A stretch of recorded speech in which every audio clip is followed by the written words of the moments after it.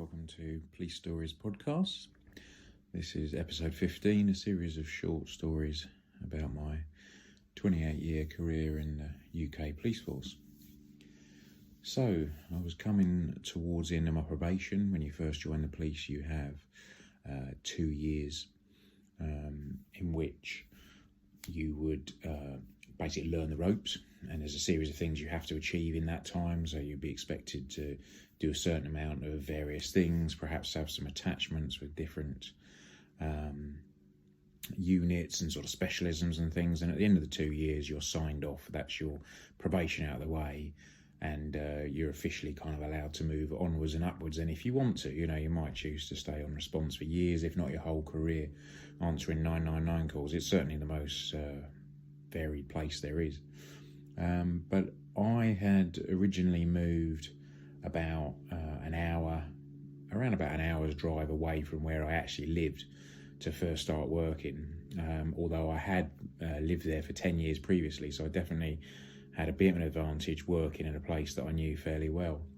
But I wanted to move back a bit closer to home, so having completed my first couple of years of service, I decided that I was going to put in for a transfer. And that's not different forces, although I did go on to do that twice, but this was just to a different police station, within my force. So it's quite an easy process, depending on, kind of resources at the time in your force and various different specialisms and things. Sometimes it can be fairly quick, you might be gone within a month or two, and other times, people are still waiting after a year because, for example, their area won't release them to another area because they're just too short and they can't replace you, etc. So it can be easy, it can be hard, but certainly when I did it on this first move, it was relatively easy. And within about 3 months of putting into transfer, I was on my way, and I was moving down to a coastal town in southern UK, somewhere I knew reasonably well. I'd spent a fair bit of time there as a kid when I was on my summer holidays from school. Not the nicest place, directly south of London pretty much, and a very easy route from London to that particular seaside town, which meant that it did have a lot of the same issues as London, only a lot less cops to deal with them. So on my first morning, I used to ride a motorbike. In fact, I've virtually always had a motorbike. They're very sort of handy to get around through traffic and through work. I always enjoyed riding bikes. So I had a bike at the time, and I set off for my first morning at my new police station. And although I had a couple of years in, I very much expected to be the new boy at that point. It was an early turn, so I think I was either a 6 or 7 a.m. start. So I set off on my bike. Typically, now I'm very rarely late for anything, but I was running quite tight for time. And on this morning, I think there was an issue on the way as well in terms of traffic, an accident or something. Whatever reason, I was delayed slightly. So the last thing I wanted to do on my first morning was be late, obviously. So I was definitely pushing the speed limits a bit, to say the least, on my bike. And as I got closer towards the town, I suddenly came across a really, really slow car, and it was kind of at or below the speed limits most of the time. It was kind of 25 mile an hour in a 30, and it was driving me crazy. And there was about another 4 or 5 cars stacked behind it, and I was like, that is all I need. Now I've got kind of Mother Teresa driving in front of me. I'm going to be late on my first morning. This is not a good start. So I decided I was going to overtake. And I wasn't just going to overtake one car, I was going to overtake this entire line of cars and get past this very slow one in front. So when the opportunity arose, I gunned the bike and basically sped past these 5 cars in a row, and also the wrong side of sort of keep left bollard. So broke a few rules, but really wanted to get to work on time. So as I went past the last car in the line, I noticed that it fairly quickly sped up with me and kind of sped up to keep up with me. And I was thinking, what is he playing at? Why has he sped up now? All that time going slow. And as soon as I go past, and I could only conclude that, maybe I'd pissed him off basically by overtaking him. So I sped up a bit more, and so did he. And by this time, we're now kind of 20 odd mile an hour over the limit. But I thought, well, I've got to get to work. I just need to get to work. So I carried on going. And this car got closer and closer. Now he's flashing his headlights at me and he's waving something out the window, which I couldn't really make out. And I thought, I must have really hacked this guy off. And then as he closed up on me in my mirrors on my motorbike, I could see that it was a police hat he was waving out the window. So I was thinking, oh no, it's going to be someone who's in the job. This is not good, because they're almost certainly heading for the same place I am. So he was continuing to flash his lights. So I pulled over, and out steps an inspector in full uniform, promptly sort of puts his hat on and comes marching towards me. And I was like, oh no, this is not a good start. Of course, his opening line was the classic, where's the fire? And I was like, oh, I'm really sorry, sir. I didn't want to be late for the morning, where do you work? So I said, at the police station. And he was like, what? I don't recognise you. I'm based there and I don't know you. And I said, yeah, I'm just starting today. He went, oh, you must be Dave. And I was like, yes, that's me. He said, pleased to meet you. I'm your new inspector. So I was thinking this morning could not start any worse. I've now just overtaken my new inspector and come to notice for all the wrong reasons. Anyway, he gave me a bit of a ticking off and we continued on. So, and years later, we had a chuckle about it because he became a good friend of mine. So it was okay, but not the most auspicious start. So I meet my new sergeant and it all seems well. And I meet the team and I get crewed up with a new girl on my team who I knew nothing about. And then we went to load up our car for the day. And as I was heading towards my car, I put my sort of kit bag in the back. And one of the things I had on the top was like a leather wallet. And it contained all my sort of things when you stop vehicles, so sort of traffic tickets, which I generally try to avoid, but it also had sort of stop and search forms and things like that. And the girl I was working with noticed this and she said to me, oh, what have you got that for? And I said, well, stopping cars, which is very much the bread and butter of policing. If you get the opportunity, if you get downtime, really, you should be stopping cars because you're obviously trying to make some self-generated work and find some crime, people up to no good. That's the whole idea. So I said, well, obviously it's for stopping cars. And she went, oh, do you stop cars then? Oh, I don't really like doing that. And I thought, what? Doesn't like doing that. And I was thinking, who on earth have I been crewed up with here? I was thinking they put me with some lame duck. It's my first day and it's a test or something. So I kind of smiled sweetly. I was like, oh, right, okay, yeah, well, we'll see, So anyway, we jump in the car. She was driving. And she was telling me that she hadn't long got a Blues and Twos permit, which we were talking about last week. And I already had mine. I'd had it now for, 6 months or a year or something. But she was driving. I didn't know the town as well as she did, obviously. And she was driving me around, showing me the sort of highlights and also the good and bad spots, which, of course, there was more bad than good. And I can't remember what the call was, but a grade 1 call came, basically a call that you would, blue light run to. So I said, oh, right, should we take that? And she was like, yeah, that's fine, we'll take that. We were on the seafront. We were heading towards a set of traffic lights. So I said, right, I'll stick the sirens on. So I put the sirens on, put the blue lights on. The traffic lights have gone red in front of us.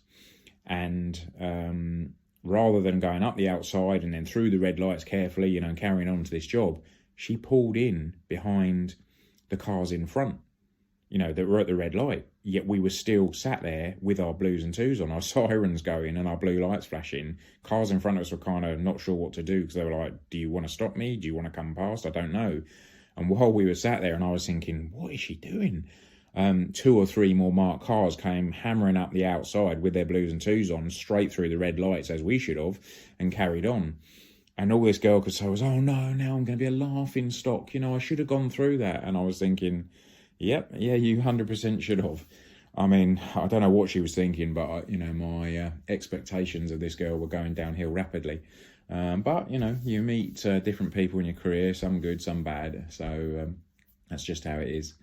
So eventually the lights went green and we pulled off on Blues and carried on to this job. And I can't remember what it was. It was fairly unexciting and not very memorable. But anyway, later on in the day, they said to me, she's got to go off and do something else, so you're just going to be single crewed now, which is quite a common thing, certainly down south. It very rarely, if ever, happens in Scotland, and there's another legal reason for that, which we'll discuss when we come on to. But certainly in England and Wales, the sort of norm quite often is single crewing. So I found myself on my own, and I was basically just chugging around, getting to know the town and figuring out what was going on. And I was on the seafront, carrying on, sticking with the speed limit, so I was in a marked car. And this motorbike came up the outside of me, well over the speed limit, and came hammering up alongside me. And I saw him coming in my mirror. And I thought, what is he doing? Can he not see I'm a marked car yet? Talk about cheeky. He's about to overtake me at some significant speed over the speed limit. He must want a car chase. But needless to say, he actually pulled up alongside me while we're still going. So I'm going like 30 mile an hour. He's beside me, also going 30 mile an hour, waving his arms furiously at me. So I sort of wound down the window and I was like, what are you playing at? What do you want? And he said, pull over, I need to speak to you. So I pull over and I stop the car fairly quickly, and he pulls in beside me, doesn't jump off his bike, but he says, there's a bloke back there with a machete. I've seen him on the seafront. I think he's just smashed a window. You need to go and sort it out, or something like that. So I was like, okay, right. I was thinking, oh crap, I'm single crewed here as well. This is not ideal. And obviously this is a big problem with single crewing, but it's all down to resources, unfortunately. So I said, right, okay. So he carried on, didn't bother to stop or give me a statement or anything, which is a shame because it would have been good evidence. I did a quick U-turn on the seafront, headed back down towards where this guy supposedly was, hoping that he'd stand out fairly well. He described him to me very briefly, just said he was black, he had a machete and a black jacket and really short cut hair. So I was thinking, well, obviously if he's still got a machete, hopefully I'll spot him. So very quickly, I see a guy that fits the description perfectly, even with the machete still in his hand. Obviously I'll put it up on the radio and I'm asking for more units. And in an ideal world, you probably would have held off and waited for some more units to get to you. Bearing in mind he's got a machete and I'm by myself. But I basically pretty much drove right into this guy, so I had no choice. And by now he's walked across the road and the traffic has stopped. It's very clear what he's got in his hands. So I was thinking, I'm going to have to get out and deal with him. So I stand up and I can hear the sirens coming in the distance, which is always a nice sound, as we've discussed before. And I step out of my car and trying to sound, a lot tougher than I actually was, drew my baton out and shouted at him, stand still, put the weapon down. At which case, amazingly and thankfully, that's exactly what he did. He basically dropped the machete with a big clatter into the gutter. So I ran up to him, got hold of him, spun him round, kind of got him bent over on the bonnet of the nearest car, and managed to get handcuffed. So he was compliant, he dropped the machete and he wasn't actively fighting me, but he was just, kind of making life a bit difficult for me and struggling a little bit, but nothing too terrible. So I managed to get cuffs on by myself, which was good. And I thought, well, I need to give him a quick pat down to make sure that, he hasn't got anything else on him. For all I know, he could have another weapon on him, bearing in mind I'm by myself, although now he's in cuffs, so that's good. So I lean over top of him and I put my hand down, firstly around his waistband, start searching that, and then I start from his shoulders and start going down across the chest area, sort of patting and also kind of rubbing. You shouldn't really pat, because as you pat across someone's body, whether it's their shoulder blades, their chest, their waist or whatever, you are actually missing bits. So really you should rub your hand across whatever it is you're searching, part of the body. Of course, that always gets them angry, and you invariably get the abuse for why you touching me up, etc. But obviously from a searching point of view, you have to do it, and you say you can't really afford to pat because you can miss things. And as I rubbed my hand directly across his chest, he said to me in a very deep voice, like overly deep, "Are you allowed to do that?" And I realised that as I was rubbing my hand across his chest, I was feeling a very large pair of breasts. So I immediately kind of recoiled in horror, but also it wasn't really computing, because this, to all intents and purposes, guy, just did not look like a female in any way to me. And bearing in mind we're talking now, kind of 27 28 years ago, things like, people transitioning and that was just unheard of at that point. And like I say, absolutely, if you'd have seen this person, you would have never thought they were female in any way. Anyway, it turns out there was no transitioning or whatever. It was a full-on female, and I just bent her over the bonnet of the car and basically rubbed my hands right across her chest. So I was just waiting for the complaint to come in, and also thinking, how can I have missed this anyway? And it turns out she'd had a big domestic with her girlfriend, and she had actually, the motorcyclist who'd first waved me down was correct. She'd had this argument with her girlfriend. She'd smashed the front window of her flat with this machete and basically waved it about and shouted and screamed. So I nicked her. She got nicked for criminal damage and possession of offensive weapon. And it turns out then she was wanted, as I found out when I did a check on the radio. She had a warrant outstanding, so there was an arrest warrant too. So she came in for 3 different offences. But I was still, kind of horrified that I'd effectively sort of touched up this woman without realising. But once the initial kind of excitement had died down, by now I had 2 or 3 other police units with me. She was taken away to custody, and I went down to the flat and took a statement from the woman, who'd had her front window smashed and her flat kind of attacked. We had out the SOCO, the scenes of crime, who then took photos, of the smashed window at the front, and also the machete, which was ditched quite neatly into the gutter beside where I'd stopped her initially. So all in all, it was quite a tidy little case. I mean, it could have gone horribly wrong, but thankfully it was actually reasonably straightforward. She never did make a complaint. I went to see her later in custody. In fact, I interviewed her and I explained, and she was like, again in a very deep voice, yeah, I get that a lot, when I sort of said, look, I'm really sorry, I genuinely didn't realise you were female. Yeah, and bearing in mind I was young as well, I was kind of 22, 23 at this point. I mean, it did make me cringe, I really was fairly embarrassed, to say the least. So it was quite an interesting job to start with. It was quite an eventful first day. I had my concerns initially about the colleague they put me with, but it turns out that it wasn't just me that had those concerns. My new colleagues also had their concerns about this cop, and the bottom line is she just wasn't very good. She just wasn't cut out for it, and she didn't last that long in the police, and that was pretty apparent from having met her. But then obviously I went on for the afternoon to work by myself and had this incident, which was quite a big incident by anyone's standards, to be honest with you. It certainly got me noticed as a job to have on my first day, and hopefully my colleagues realised that I probably was able to handle myself to a degree, having dealt with this job. And then, of course, meeting my inspector in not the ideal circumstances on the way. So, yeah, one way or another, I got noticed on my first day. Not necessarily for good things, but hey-ho, it is what it is.